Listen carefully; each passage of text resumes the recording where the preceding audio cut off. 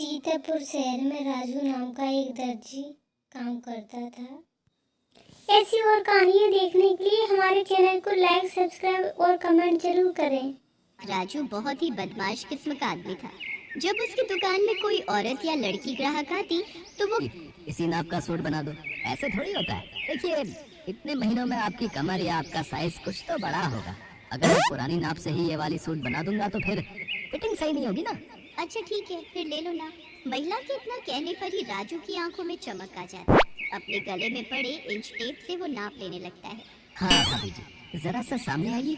हाँ हाँ हाँ, ठीक है ठीक है, जरा कमर की नाप ले लूंगा।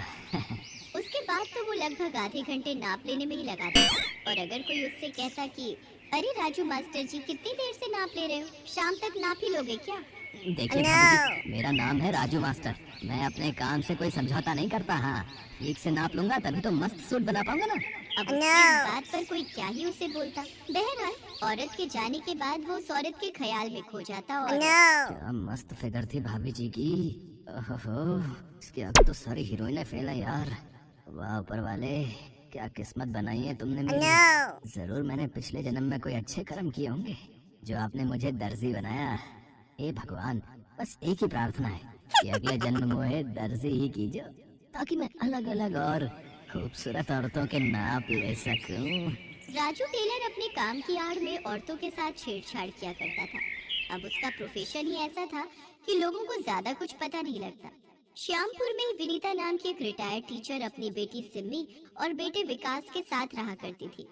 विकास की अभी कुछ दिनों पहले ही शर्मिला नाम की लड़की से शादी हुई थी। शर्मिला बहुत ही भोली लड़की थी। चाय की प्याली उठाई और चाय पीने लगी। चाय पीते ही, वाह बहुत ही अच्छी चाय है, बिल्कुल तुम्हारे जैसी। अरे बहू, तुम खड़ी क्यों हो? तुम्हें कहा है ना मैंने बैठने के लिए। बैठो। जी माँ जी, कहिए आप मुझसे क्या बातें करना चाहती थी? तब शर्मिला की सास ने उससे कहा, शर्मिला बहू, तेरी शादी को लगभग 1.5 महीने हो गए। तू कब तक ये साड़ी और घूंघट में रहेगी? मैं समझी नहीं माँ जी। बहू, अब हमारी पीढ़ी की तो तुम हो नहीं कि घूंघट और साड़ी में ही हमेशा रहो। तुम आज की पीढ़ी हो, तुम सलवार सूट पहन सकती हो घर में। मैं कुछ नहीं बोलूंगी तुमको।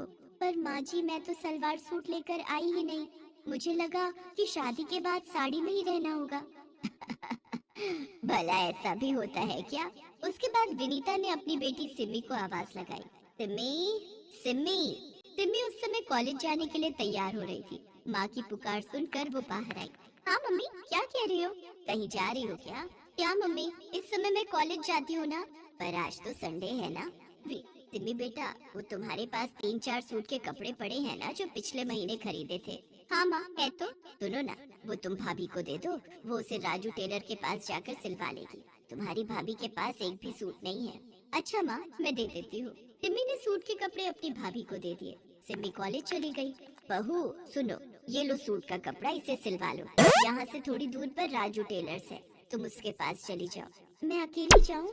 हाँ बहू, चली जाओ ना। लेकर राजू टेलर्स के पास गई। राजू ने उसे देखा तो, ये कौन देहाती हुस्न की परी आ रही है? घूंघट वंगट निकाल के, पहले तो उसे कभी नहीं देखा। राजू टेलर शर्मिला को घूर घूर कर देख रहा था। उसे इस तरह घूरता देखकर शर्मिला झेंप गई। तब राजू ने उससे पूछा, कहिए क्या सेवा करूं मैं आपकी भाभी जी? जी, ये सूट बनवाना है।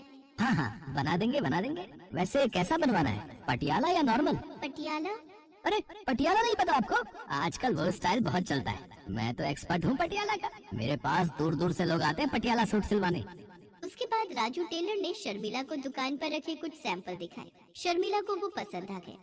हाँ जी सही है, ऐसा ही बना दो मेरा। अरे ऐसा क्यों? इससे अच्छा बना देंगे आपका, लेकिन पहले आपको देना होगा। देना होगा? क्या देना होगा? अरे नाप देना होगा, नाप। बिना नाप मैं कैसे बनाऊंगा आपके लिए पटियाला सूट? उसके बाद राजू शर्मिला का नाप लेने लगा। शर्मिला से बातों के क्रम में ही उसे पता लग गया था कि ये बहुत ही भोली टाइप की है, इसलिए उसने मन ही मन सोच लिया था कि आज तो इसका अच्छे से और बहुत देर नाप लूंगा, मजा आ जाएगा। नाप लेने के क्रम में राजू बार बार शर्मिला को छू रहा था, और वो छूना नॉर्मल छूना तो नहीं था। ये बात शर्मिला को भी समझ आने लगी थी। भाई साहब, ये आप क्या कर रहे हैं? इस तरह से कौन नाप लेता है? चलिए हटिए, दूर हटिए। अरे क्या हो गया भाभी जी, क्यों गुस्सा हो रही हैं आप? गुस्सा नहीं हो तो क्या करूं? आप ये किस तरह से और कितनी देर से नाप ले रहे हैं? कभी कमर को छूते हैं, कभी इधर हाथ लगाते हैं, कभी उधर हाथ लगाते हैं। अब ये क्या बात हुई? अरे टेलर को नाप लेने के लिए इधर उधर तो हाथ लगाना ही होता है ना।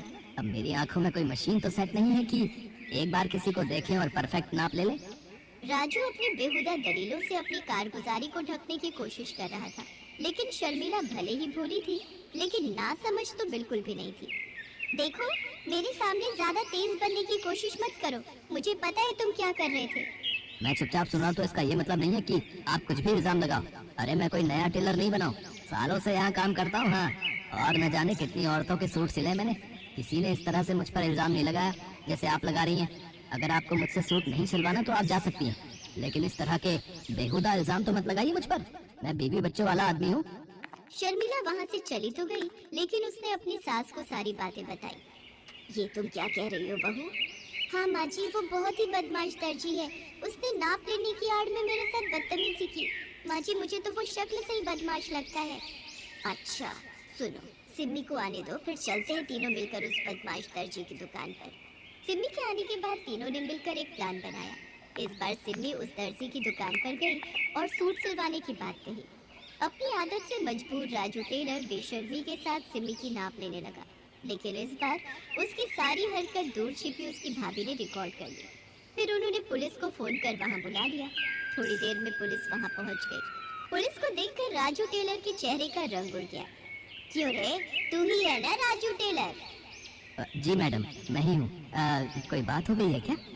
उसकी इस बात पर इंस्पेक्टर शशिकला ने उसे एक जोरदार तमाचा मारा और विनीता और शर्मिला द्वारा रिकॉर्ड किया वीडियो दिखाया। बेशर्म, यही करता है तू दुकान में अपनी? औरतों को क्या समझ रखा है तूने? चल तू थाने चल। इतने डंडे तुझे मारूंगी, इतने डंडे तुझे मारूंगी कि तेरी सारी बेशर्मी निकल जाएगी। इंस्पेक्टर शशिकला ने राजू टेलर को जेल भेज दिया।